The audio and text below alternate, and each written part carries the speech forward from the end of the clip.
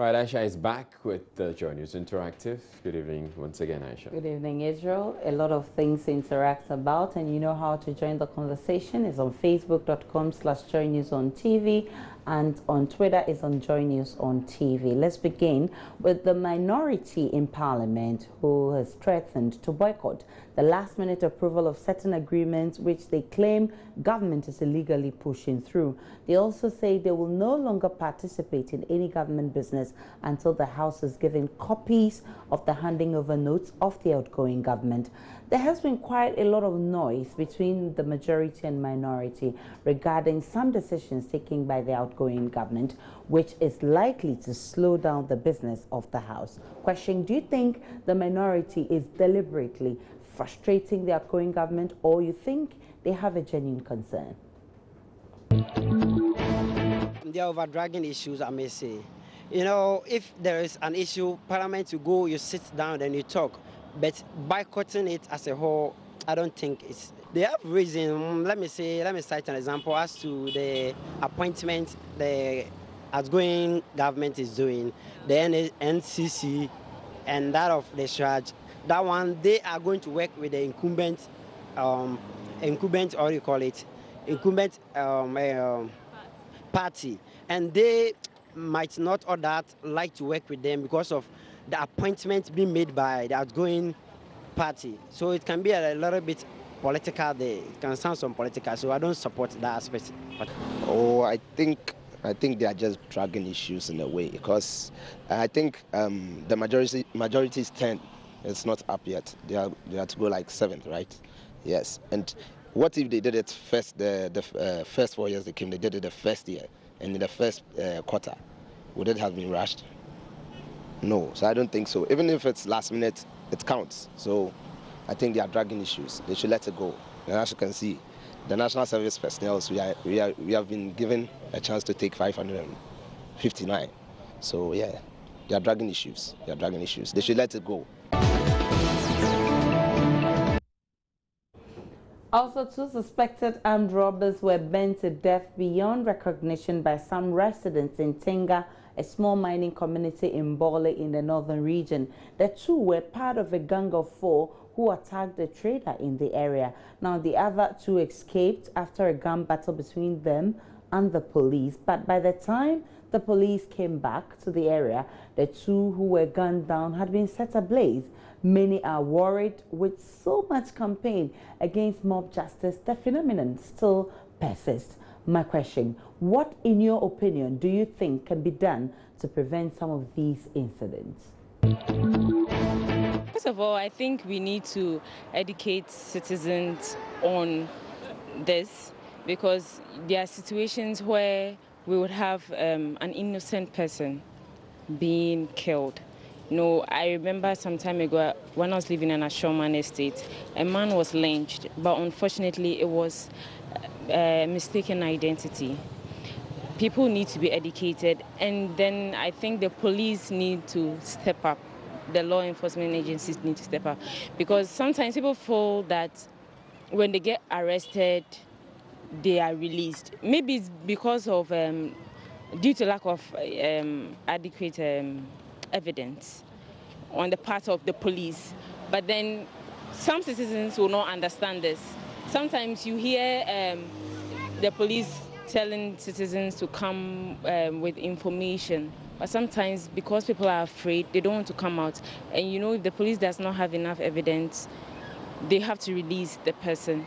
So sometimes the police has to work harder to be able to have enough to prosecute them. Actually, we can't judge both sides, but how we can prevent that is what we need now. I think mob action is everywhere, and it has been very, very prevalent. Unfortunately, the police also has in some way managed such situations, and I think the more they do, the more the crime cases go up. And so, as my sister just said here, people also try to do what they feel in order to reduce such crimes. Because if they should bully or they should they should kill somebody who has robbed them or who has trying to use them to commit any criminal offense. I think it will prevent these robbers from also doing that. It's still about educating people, talking to them. It can start from the classrooms to our churches, the mosques, social events and all that. People need to be spoken to. And I don't think that people would kill instantly if they know that those who have committed the crimes will pay for them. Because most people do it because they feel that they will not pay for the crime.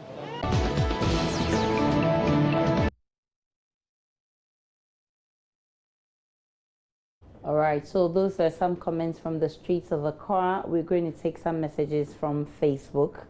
All right, and we're going to start with the first story, which had to do with the minority. And Al-Hassan says, God bless Ghana. What is the fear of the minority in passing a bill that has been with the House for close to 30 months? As far as I know, nothing new has been sent to Parliament. All the issues being discussed are unfinished business. As God is watching. Kwesi Boateng says, why are they rushing to pass the law? Why now, but not then?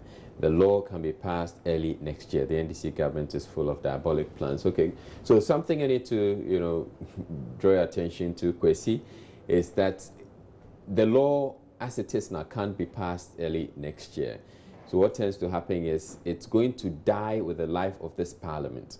I mean, Aisha, you know a lot more about that. So if you can just explain the fact that even though they've gone through a lot of stages with this bill, if they don't pass it now, they have to start the process all over again in the 7th Parliament. Remember, the 6th Parliament will be dissolved very soon, and so that's why it's very critical for this bill to be passed before the 6th Parliament rises. Right. And then one other thing that the minority has been, one other argument they've been making is that there's a clause in the bill which suggests that they're going to have to the implementation is going to begin in 5 years. Yes. And they're saying that they don't find that agreeable. Very comfortable. So, yeah, that's one of the issues. One of the contention. Issues in contention now. All right, let's get on with messages. Urban says, this is a game being played by politicians at the expense of the ordinary Ghanaians who can't afford 3 square meals a day. It's all a shame.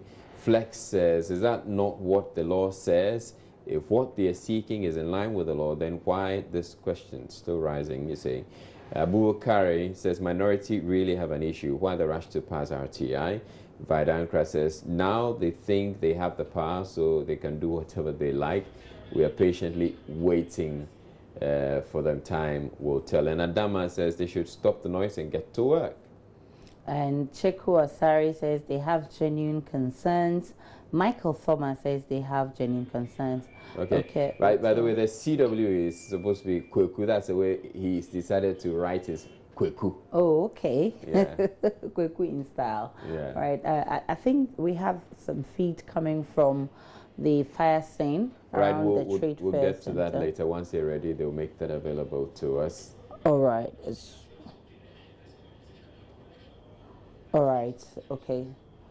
So as we're explaining, the minority, they're saying that they have an issue. Okay, and the other issue they have is the fact that they've not received copies of the government's handing over notes. And so it's also another issue they're bringing up. Even though I'm not sure the lack of handing over notes, lack of handing over has to do with the passage of the RTI. No. I mean, it doesn't have anything to do with that. But I'm saying that they're raising 2 issues. One of the issues is that they're going to boycott business of the House if they don't get notes, copies of the handing over notes. Although Speaker is explaining that has nothing to do with the work of Parliament. Transition has to do with presidency. Okay. All right, let's break into it right now, because we have Ernest Kojo Menu. He's at the 37 Military Hospital, where we're told that the injured from the fire at the gas filling station at La, they've been sent there. And he's there with the Interior Minister and the IGP. Let's hear what he has to say. From the grounds where the incident occurred, the fire service are in full control. We have some injuries, serious injuries, and those persons have been spread along the major hospitals in town. Some of them are in the police hospitals, some of them, I'm told, the severe ones that occurred are in Kolebu. 23 of them were brought here. The military hospital staff and the commandant and the doctors received them with dispatch, and what I've seen right now shows that they were ready and they've performed excellently in terms of the emergency treatments that they've done. Some of the severe injuries have been moved to the wards, where better attention and more attention will be paid to them to speed up their recovery. Some of them are still receiving first aid. About a couple of them will be discharged this evening, luckily. Some of them will be looked at again, and we'll look at how it goes through the night. But all in all, I think the medical situation has been put under control, and citizens should just be assured that the hospital staff, the doctors, the nurses, and other staff associated with the emergency response have been doing well. Let me just say that if you saw a while ago some of the patients being moved out of this emergency center, I was in there with the minister, and I can say that I counted more than 9, as I reported earlier, who have been injured. We cannot tell the number confirmed dead, but we do know that more than 9 are in critical condition. Is government going to foot the bill? Well, government is looking at all the injury situations. We'll assess it with the respective hospitals, and where there's the need for government to support the needy, we will do so as we've always done.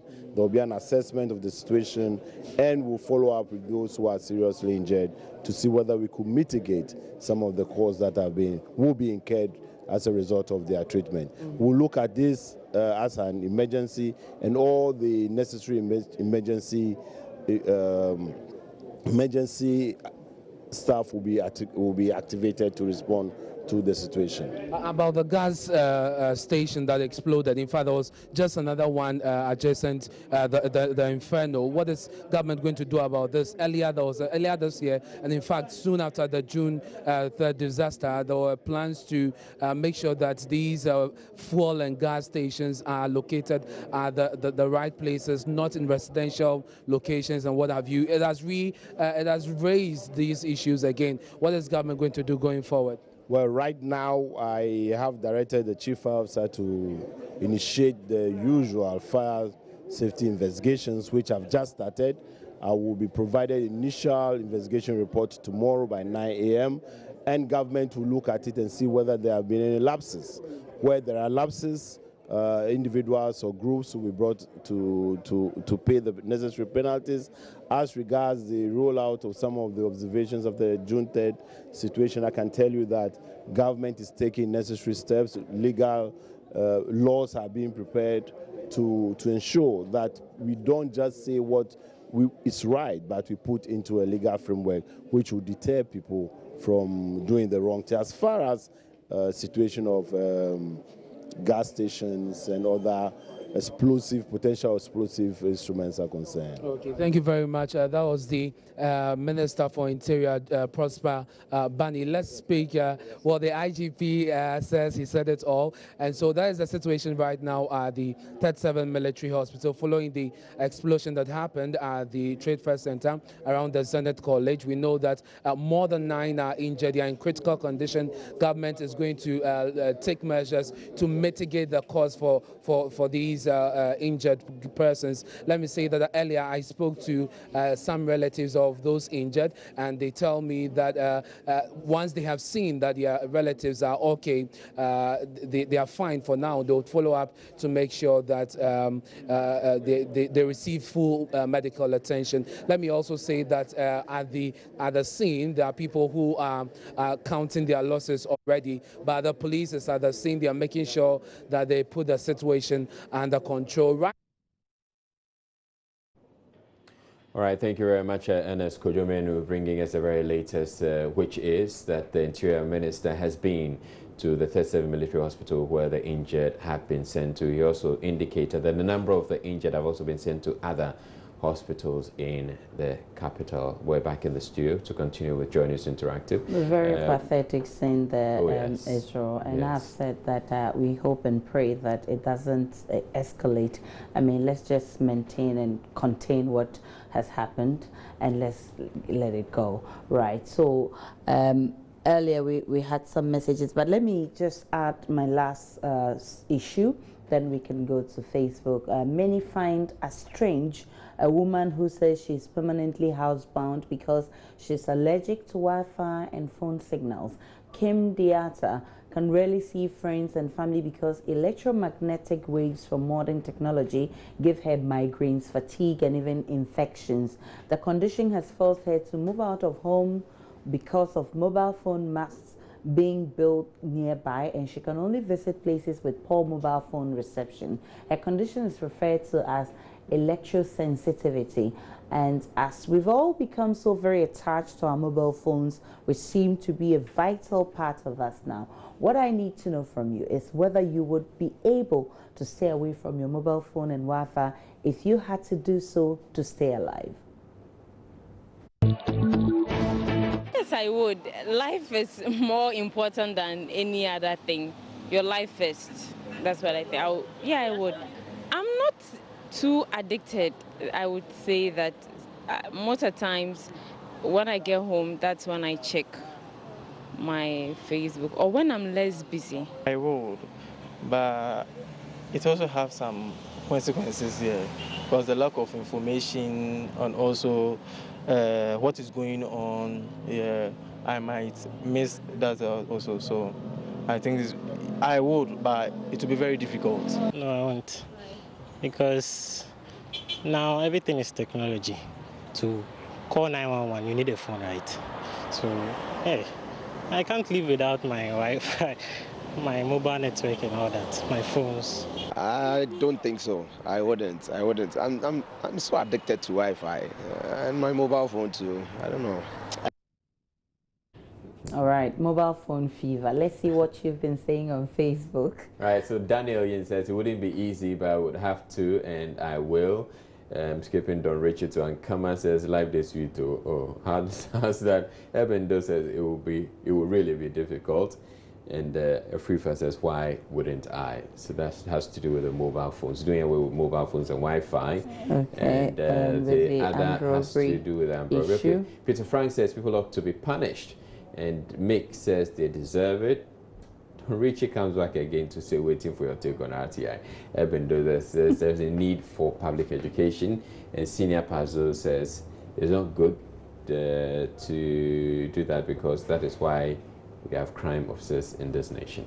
All right, so those were some comments on Facebook, and it's been interesting being with you and having this interactive segment. My name is Aisha Ibrahim. Tomorrow we'll be here same time doing it all over again. Have a great one. Right.